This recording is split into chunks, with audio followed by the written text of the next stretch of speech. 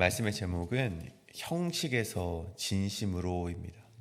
형식에서 진심으로라는 말씀의 제목을 가지고 이렇게 말씀 나누도록 하겠습니다.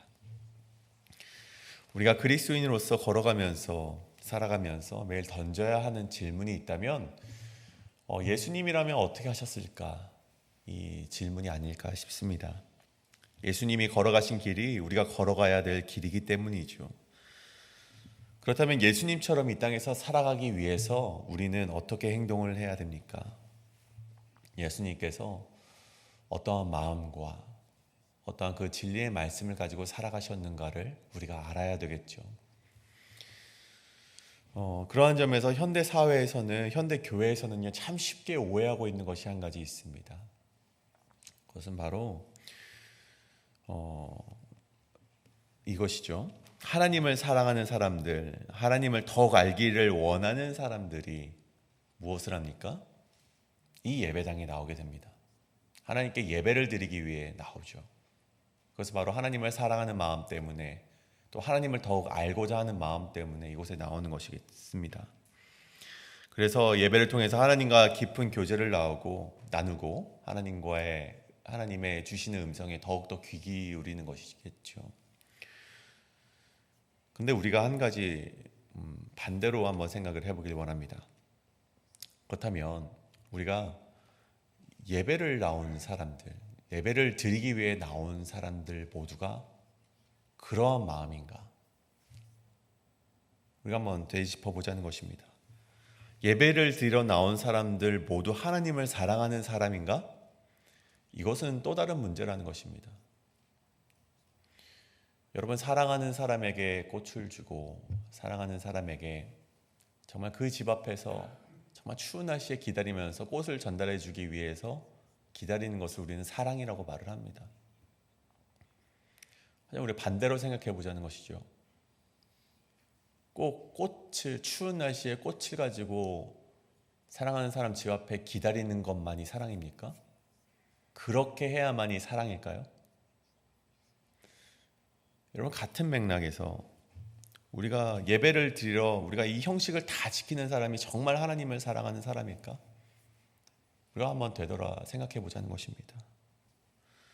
호세아 시대, 오늘 우리가 함께 나눈 이 호세아 시대에요, 이스라엘 백성, 그렇게 하나님께서 지금 심판하시겠다 말하는 이 이스라엘 백성이 하나님께 예배를 드리지 않았을까요? 아니요, 그들은 예배를 열심히 드렸습니다. 열심히 그 재물을 가져다가 번제를 하고 하나님께 예배를 드렸던 자가 바로 이 호세아 시대의 이스라엘 백성이었습니다. 그런데 하나님께서 그들을 보고 뭐라고 말씀하십니까? 하나님을 아는 지식도 없는 자들이고 배신한 아내이고 음란한 자들이라고 말을 하지 않습니까? 왜 그렇게 하나님께서 말씀하십니까?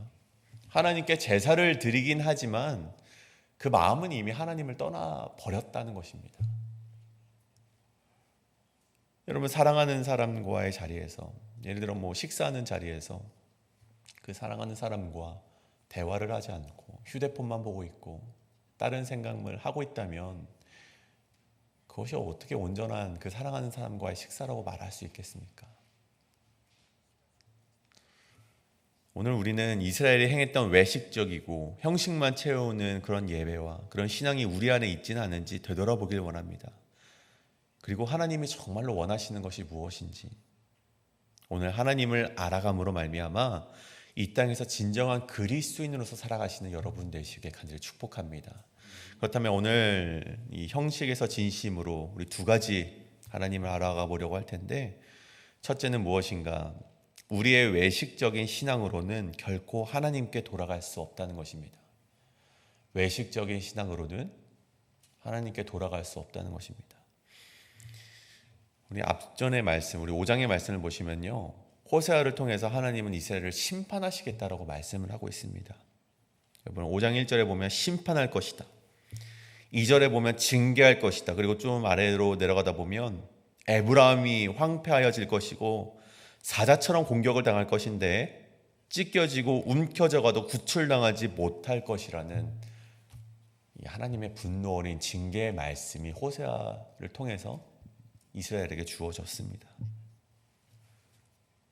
여러분 그때 이스라엘 백성이 뭐라고 고백을 합니까? 6장 1절을 보십시오. 오라 우리가 여호와께로 돌아가자. 여호와께서 우리를 찢으셨으나 도로 낫게 하실 것이요 우리를 치셨으나 싸매어 주실 것임이라. 굉장히 멋있는 고백입니다. 맞는 고백이죠. 맞는 말이죠. 응당 우리가 이렇게 해야 되는 그런 고백입니다. 하나님께로 돌아가기만 하면 사자처럼 공격을 당해서 찢겨졌으나 다시 낫게 하실 수 있는 사랑의 하나님이 바로 우리가 믿는 하나님이기 때문입니다. 그들은 또 말합니다. 2절에서 여호와께서 이틀 후에 우리를 살리시고 셋째 날에 우리를 일으키시리라. 이 말씀은 이 후대에는 예수 그리스도의 이 순환의 3일을 가리키는 것으로 우리가 이해가 되지만 이 당시 유대인들이 생각하는 것은 이 첫째 날에는 이 애굽이 우리를 괴롭혔고 둘째 날에는 이 바벨론이 우리를 괴롭혔고 셋째 날에는 하나님이 우리를 살리실 것이다. 그렇게 이해를 했다고 합니다. 그러니 셋째 날에는 자신들이 일으킴을 받아서 그날에 하나님 앞에서 사는 회복을 누릴 것이라 당당하게 고백을 하는 것이 바로 이들의 고백이었습니다. 그래서 3절에 그러므로 여호와를 힘써 알자, 이러한 고백까지 연결이 되는 것이죠.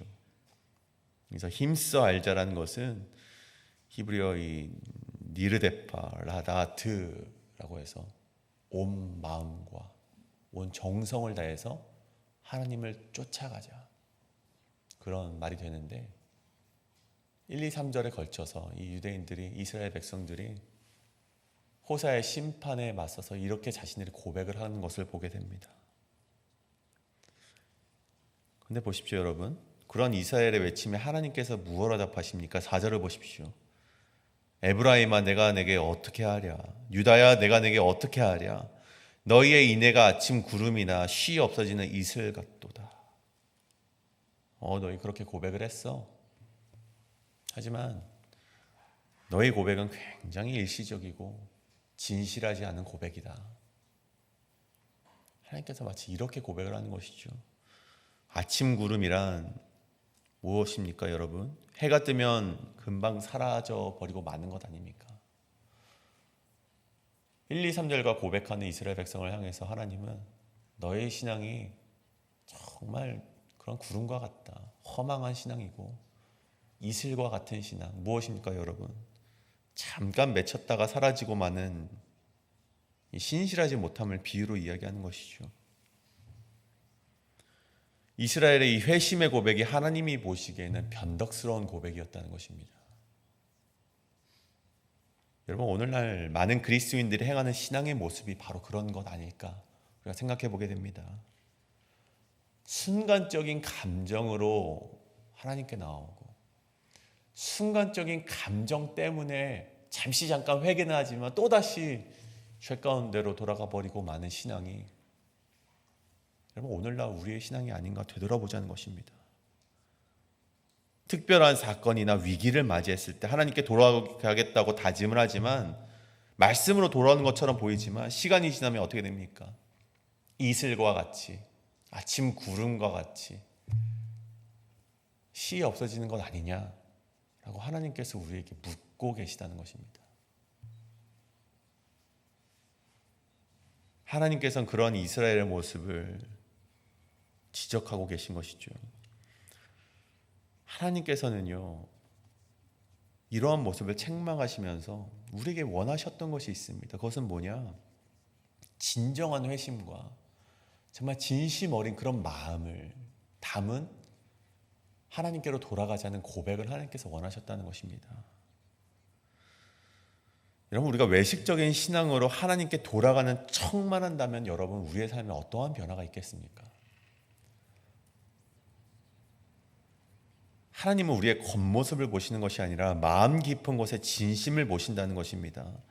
우리가 진정으로 하나님께 돌아간다면요 여러분 순간적인 감정에 우리가 한번 툭 내뱉는 헌금같이 툭 내뱉는 하나님 정말 죄송합니다. 하지만 돌아서는 나의 행동이 아니라 내 삶 전체를 하나님께 드리며 지속적으로 하나님을 알아가려고 하는 결단이 필요하다는 것입니다. 여러분, 이것이 바로 외식적인 신앙으로는 결코 하나님께 돌아갈 수 없다는 것입니다. 호세아 시대 이 북이스라엘 백성들도 예배는 열심히 드렸습니다. 하나님께 돌아가자, 하나님을 알자, 하나님께 예배드리자라는 숱한 고백을 드렸지만 결국 하나님이 보시기에는 온전한 예배가 아니었다는 것입니다.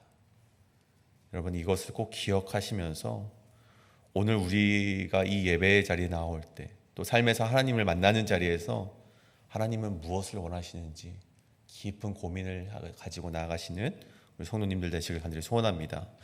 두 번째는 형식에서 진심으로, 두 번째는 인애와 하나님을 아는 신앙으로 살아가야 된다는 것입니다. 인애와 하나님을 아는 신앙으로 살아가야 한다. 하나님께서 이스라엘의 허울뿐인 신앙을 지적하신 뒤에 6절에서 이렇게 말씀을 하십니다. 나는 인애를 원하고 제사를 원하지 아니하며 번제보다 하나님 아는 것을 원하노라. 여러분, 여기서 인애라는 것은요, 히브리어로 헤세드라고 이렇게 번역이 되어 있더라고요. 담임 목사님께서 헤세드를 굉장히 많이 이렇게 우리에게 알려주셨습니다. 그래서 이 헤세드는 한국말로 해석을 하면 인애, 어떤 사랑, 또 신실함, 어떤 그런 충성됨, 뭐 그렇게 번역이 되는데, 오늘 이 문맥에서는 이 헤세드는 단순히 감정적인 사랑을 넘어서 하나님의 언약에 기초한 신실한 사랑을 이야기를 하고 있습니다. 보십시오. 앞서서 이 이스라엘의 그런 고백을, 하나님을 향한 그런 외침을 하나님께서 너희 아침 구름 같다, 이슬 같다라고 말하지 않습니까? 이는 너희의 사랑은 굉장히 변하는 것이고 일시적인 마음이다 라고 지적을 하시면서 나는 인애를 원한다, 난 정말 헤세드를 원한다, 난 신실한 사랑을 원한다, 난 너희의 변함없는 사랑을 원한다 라고 고백을 하고 있는 것입니다. 왜 이런 말을 하십니까? 여러분, 뒷절을 먼저 보시길 원합니다. 여러분, 하나님께서 인애를 원하고 제사를 원하지 아니한다라고 이렇게 말씀하시는데, 여러분, 이것이 진심입니까? 하나님이 제사를 원하지 않으십니까? 아니죠. 여러분, 제사와 번제는요, 거룩하신 하나님과 죄된 인간이 이렇게 만날 수 있는 정말 예식입니다. 죄된 인간이 하나님께 나아갈 수 없죠. 하지만 그 관계를 지속시켜줄 수 있는 것이 바로 이 제사입니다. 근데 하나님께서 이렇게 말씀하신 이유는요, 이 당시 이스라엘의 제사를 비판하는 것이었죠. 이스라엘이 지금 드리고 있는 제사가 그 의미도 잊어버렸고, 하나님을 향한 그 헤세드의 마음도 없고 경외함도 없고, 바알과 아세라, 여로보암이 세운 금송아지에게 모두 다 마음이 뺏겨버린 그런 제사였기 때문에 하나님께서 이렇게 말씀하신 것입니다. 여러분, 우리가 결혼을 한다고 생각을 해봅시다. 결혼하는 예식 속에서 신랑과 신부가 있는데, 신부가 마음속으로 다른 일을 품고 있다면 그 마음, 다른 일을 향한 마음을 품고 있는 것을 신랑이 알고 있다면 신랑이 어떠한 마음이겠습니까?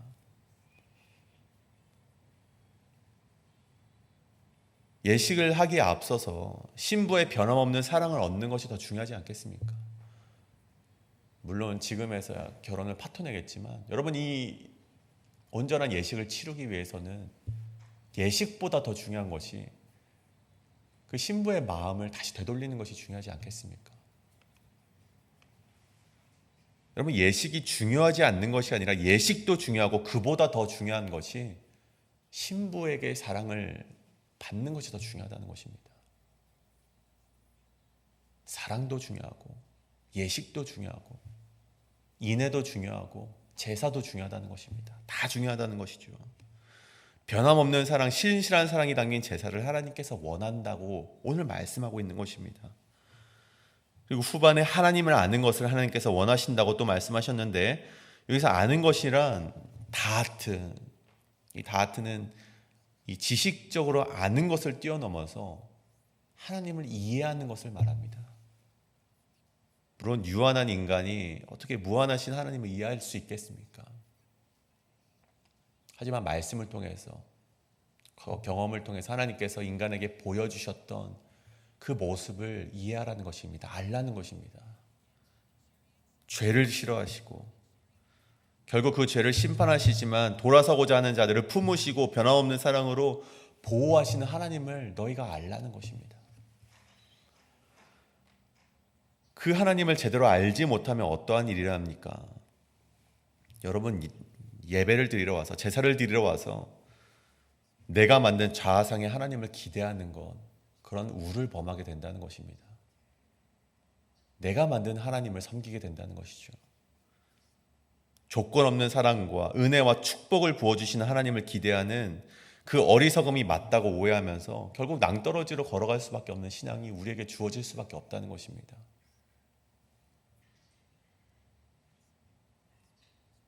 여러분, 아론을 보십시오. 모세가 잠시 잠깐 떠났을 때 아론이 어떻게 합니까? 금을 부어서 금송아지가 나와서 그 금송아지가 하나님이라고 이렇게 고백을 하지 않습니까?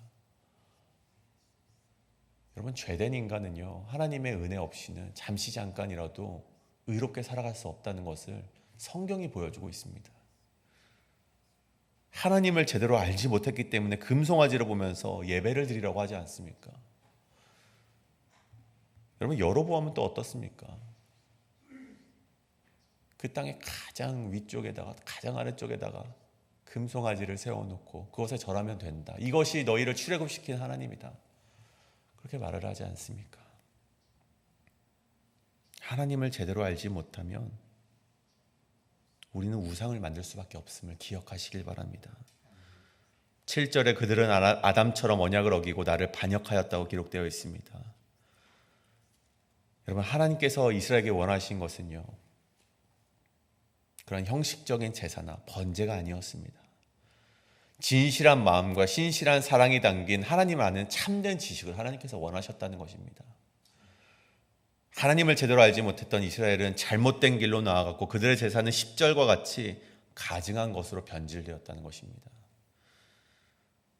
여러분, 오늘날 우리의 예배가, 우리의 신앙생활이 형식적인 어떤 행태에 머무르게 된다면요, 그것은 하나님께서 원하시는 참된 신앙이 아님을 우리가 반드시 기억하시길 바랍니다. 우리가 드리는 예배는요, 진정한 사랑과 경외심, 그리고 하나님을 깊이 알아가는 갈망 가운데 나아가셔야 되는 걸 우리가 꼭 기억하시는 여러분 되시길 간절히 소원합니다. 오늘 말씀을 마무리하고자 합니다. 매번 드리는 예배 가운데 그러한 마음을 가지고 나오기란 물론 쉽지 않습니다. 습관처럼 아무 기대와 죄사함의 은혜를 바라지 않고 이 자리에 나와서 말씀 가운데 어떤 통찰을 얻으면 그래, 이거지 라고 은혜 받았다라고 여기는 신앙이나 혹 그런 것조차 없어서 그래, 오늘 하루 출석했으니 되었겠지라고 생각해 버린다면 우리의 예배가 그저 형식에 그치는 외식적인 신앙이 되어버린 것은 아닐까, 우리가 그런 증거가 될 수 있다는 것입니다. 여러분, 하나님께서 정말 기뻐하시는 것은요, 어떤 출석 체크의 예배가 아닙니다. 어떤 의미적으로 기쁘지도 않은데 나와서 드리는 예배가 아닙니다. 여러분, 내일의 예배 가운데 정말 나의 죄사함이 있을까? 오늘의 예배 가운데 하나님께서 나에게 정말 뼈아프지만 내가 바른 길로 가기 위해서 전하실 하나님의 말씀은 무엇일까? 정말 그 가운데 내가 하나님께 나의 예배가 연락이 되었을까? 그 경외하는 마음과 하나님께 영광을 드리기 위하여서 달마다 나오시는 그런 마음가짐이 하나님께서 받으실 만한 예배가 된다는 것입니다. 그래서 여러분, 여호와를 알자, 힘써 여호와를 알자, 여호와께 돌아가자, 이 고백이 단순히 입술의 말에 그치는 것이 아니라 우리의 삶의 진정한 고백이 되고 하나님께로 나아갈 수 있는 회심의 그런 문장이 되길 간절히 소원합니다. 오늘 그렇게 함께 기도하며 나아가실 때 하나님, 매일 삶 속에서 내가 그러한 고백을 하나님께 드리겠습니다. 하나님, 내가 마음 가운데 다른 마음을 품지 않고 오직 하나님께로 나아갈 수 있는 그런 마음 품게 하여 주시옵소서라고 이 시간 기도하며 나아가시겠습니다. 기도합니다.